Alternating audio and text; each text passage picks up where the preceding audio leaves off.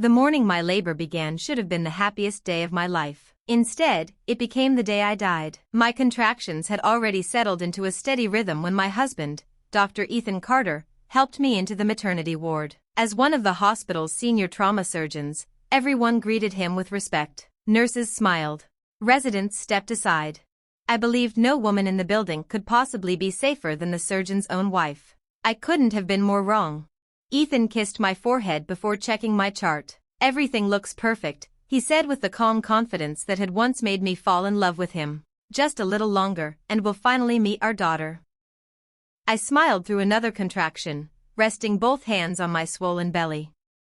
Our little girl answered with a gentle kick.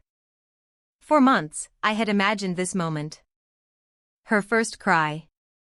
Ethan cutting the umbilical cord. The three of us leaving the hospital together as a family. I never imagined another woman would destroy all of it. Her name was Vanessa Hale. Years before Ethan met me, she had been his fiancée. Their engagement ended after Vanessa developed severe depression following the loss of her parents. She refused treatment, became emotionally unstable, and eventually pushed Ethan away herself. Even after our marriage, Ethan couldn't let go of his guilt. Whenever Vanessa called in the middle of the night claiming she couldn't breathe, he went. Whenever she threatened to hurt herself, he went. Whenever she suffered another emotional breakdown, he dropped everything to comfort her. I spent years convincing myself that compassion didn't mean love. That Ethan was only trying to save a patient. Until that day. The delivery room doors suddenly burst open. Before anyone could react, Vanessa rushed inside. Her hospital visitor badge swung wildly against her chest as she sprinted toward my bed. I barely recognized her. Her hair was tangled. Her eyes were bloodshot. One sleeve of her cardigan looked strangely stiff, as though she were hiding something beneath it. A nurse stepped in front of her. "Ma'am, you can't." Vanessa shoved the nurse aside with surprising strength. Everything happened in less than 2 seconds. She pulled a small kitchen knife from inside her sleeve.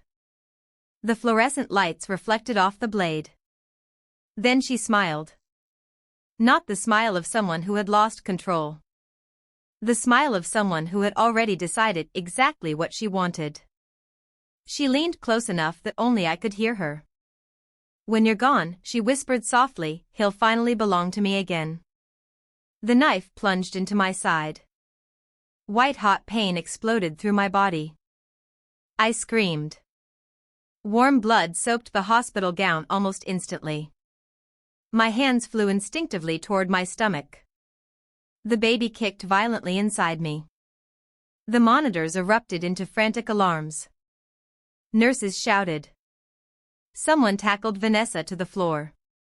Someone else pressed towels against my wound. Everything blurred together beneath the overwhelming sound of my own heartbeat. Then the delivery room doors opened again. Ethan had arrived. For one impossible second, I thought everything would be okay. For a single heartbeat, relief washed over me. My husband was here. The man who had promised to protect both me and our daughter had finally arrived. I reached toward him with trembling fingers. "Ethan." Blood dripped from my hand onto the floor before I could even finish saying his name. Several nurses looked at him desperately. "Dr. Carter, she's hemorrhaging. The baby is in distress. We have to move now." Instead of running to my bedside, Ethan turned toward Vanessa. She had been restrained on the floor after struggling with security, leaving only a shallow scrape across her forearm. He dropped to one knee beside her. "Vanessa." Her tear-filled eyes met his. I didn't mean to." She sobbed. "I wasn't thinking. I saw her." He gently examined the tiny cut on her arm. Then he looked up at the staff. "Her clotting disorder." One of the obstetricians stared at him in disbelief. Doctor, your wife is bleeding to death. Ethan's expression never changed. My wife's wound appears to have missed the major organs. He spoke as calmly as if discussing routine lab results. Vanessa suffers from a rare coagulation disorder.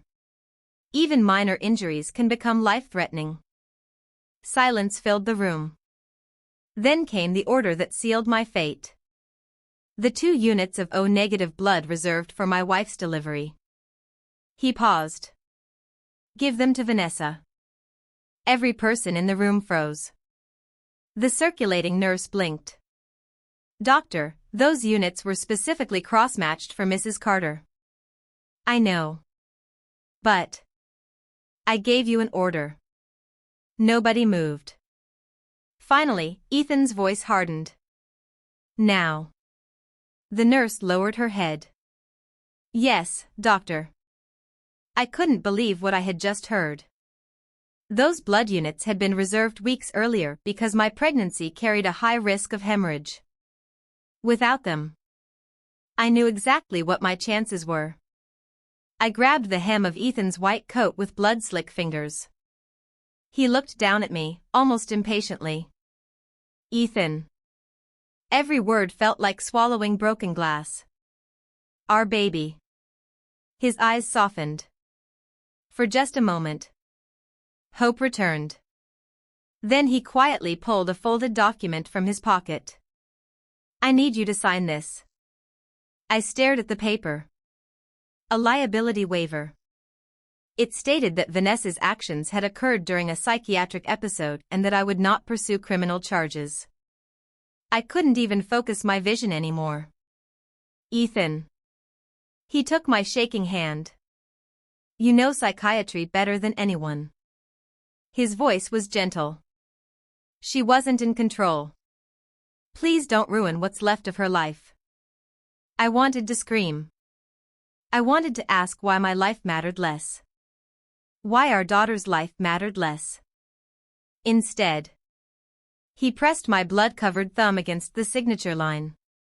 There. He folded the paper neatly. The blood bank will receive another shipment soon.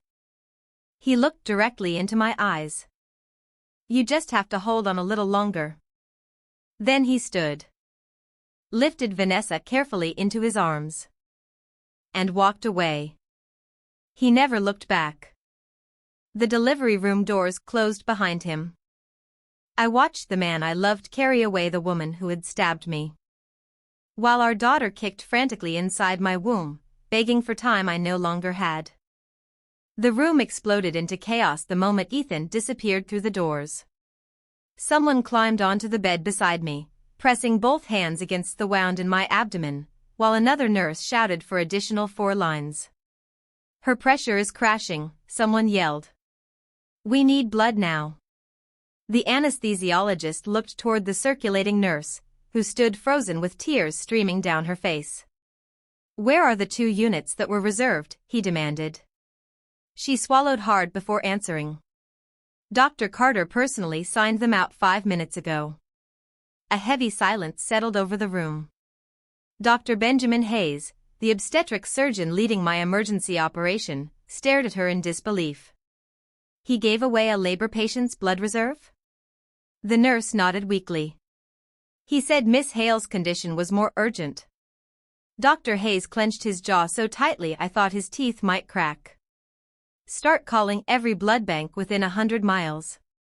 Tell them we need emergency O-negative immediately. I could barely keep my eyes open. Everything around me faded in and out, as though I were sinking beneath dark water. My daughter's movements grew weaker inside me. Just minutes ago she had been kicking desperately, but now every movement felt slower, softer, weaker. I rested one trembling hand over my belly. Please. I whispered. Hold on a little longer. Dr. Hayes leaned over me. Stay with us, Claire. Don't close your eyes. I tried to answer him, but blood filled my mouth instead. The fetal monitor suddenly changed its rhythm. The rapid heartbeat that had filled the room only moments before became slower, then slower again. Every beep seemed farther apart than the last. A nurse looked at the monitor, her face draining of color. Doctor. Dr. Hayes didn't look up. Tell me. Her voice shook. The baby's heart rate is falling.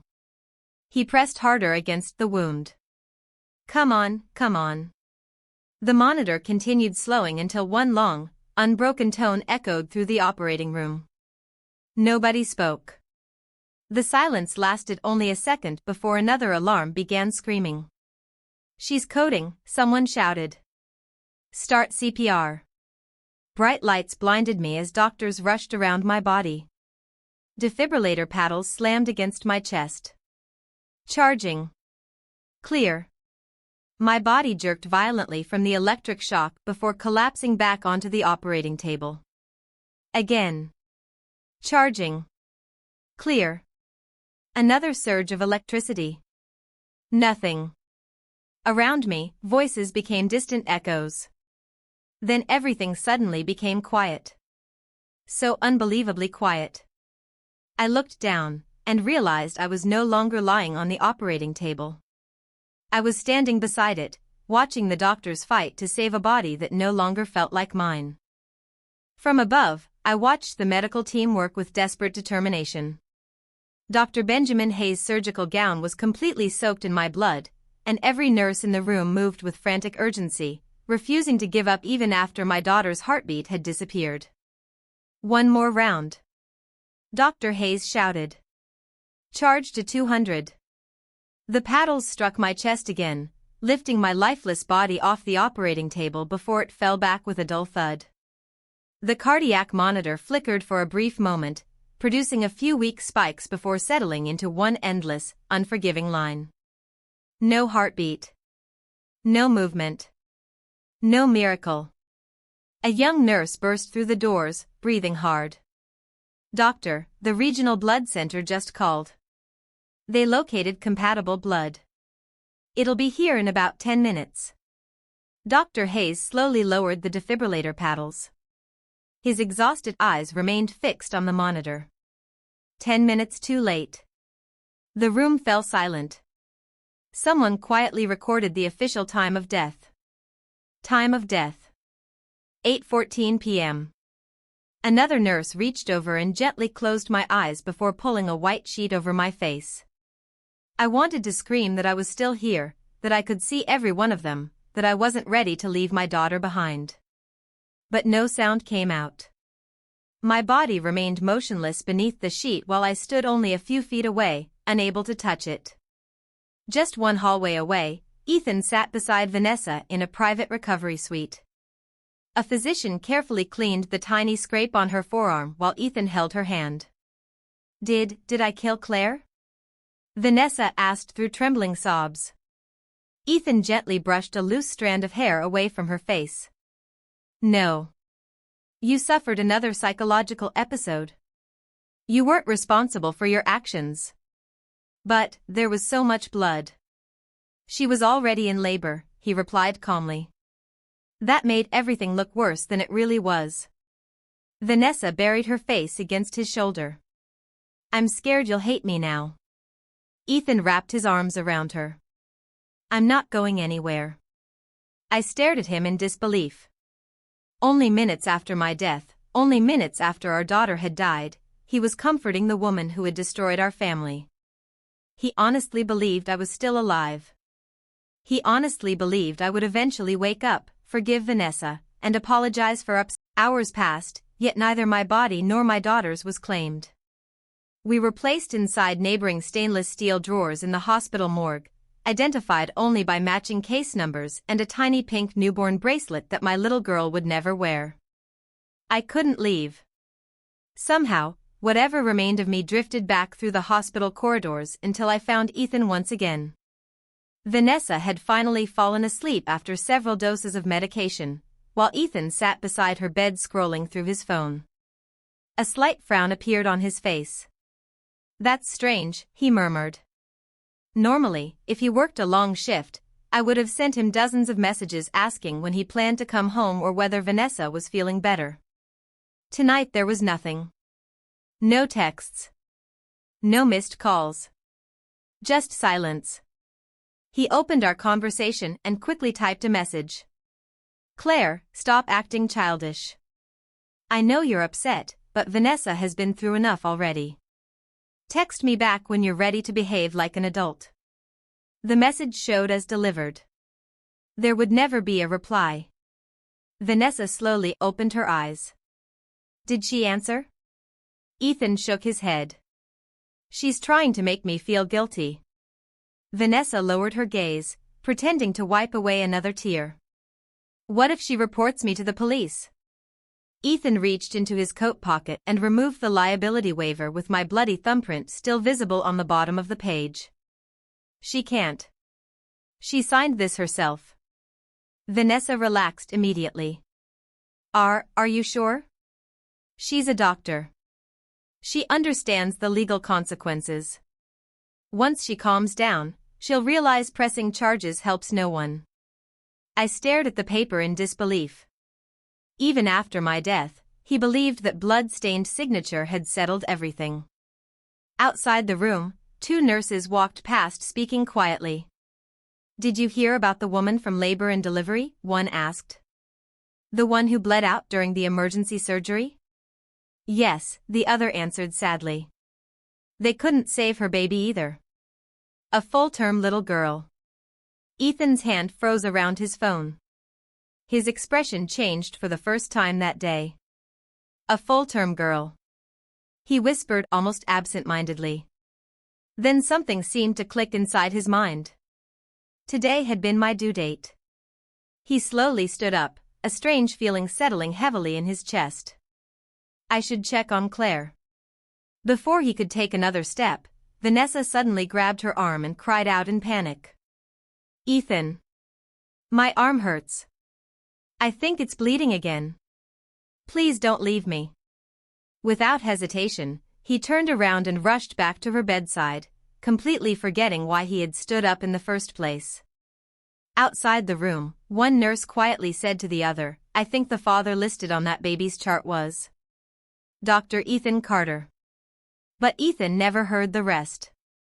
Vanessa had already wrapped both arms around his neck, and once again, he chose her.